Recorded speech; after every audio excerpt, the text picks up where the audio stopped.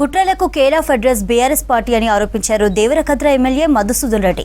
3 రోజుల పాటు గ్రామ సభలు ప్రశాంతంగా నడుస్తుంటే చివరి రోజు బీఆర్ఎస్ గొడవలు చేసే ప్లాన్ చేసిందన్నారు.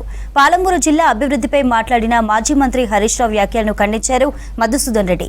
కురుమూర్తి స్వామి ఆలయానికి తడిబట్టలతో వెళ్దామని హరీష్ కు సవాల్ చేశారు. పాలమూరును నిర్లక్ష్యం చేసి లక్షల కోట్లతో కాళేశ్వరం ప్రాజెక్టు నిర్మించారని తెలిపారు. హైదరాబాద్ లోని CLP నుంచి మాట్లాడారు మధుసూదన్ రెడ్డి.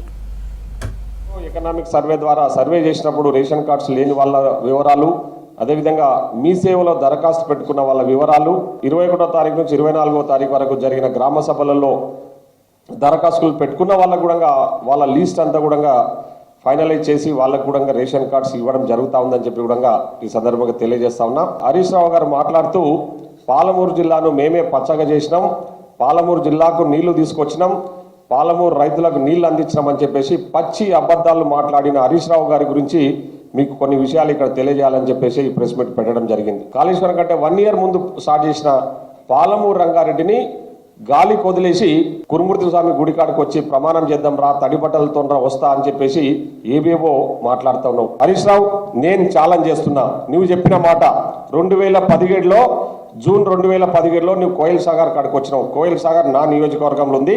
అదనంగా 50,000 ఎకరాలకు ఆయకట్టుకు నీళ్లు అందిస్తని చెప్పిన వ్యక్తివి ఈ రోజు వరకు, అంటే మీరు మన అధికారంలో ఉన్నంత వరకు 1 ఎకరాకు అదనంగా నీళ్ళు ఇయ్యని వ్యక్తివి. ఆ విషయం మీద నువ్వు కట్టుబడి ఉండు. నేను ప్రూవ్ చేస్తాను నువ్వు నీళ్ళు ఇయ్యలేదని. 1 ఎకరాకు అదనంగా నీళ్ళు ఇయ్యలే. నువ్వు నీళ్ళు ఇచ్చినట్టుంటే రా కురుమూర్తి స్వామి టెంపుల్ కాడికి, నేను కూడా తడిబట్టలతో వస్తా. నువ్వు దమ్ముంటే తడిబట్టలతో రా. పాలమూరు జిల్లాకు ఎన్ని నీళ్ళు ఇచ్చినావో, మేము ఎన్ని నీళ్ళు ఇవ్వలేదు, మేమేం చేసినామో మీరేం చేసినామో చూపిస్తా.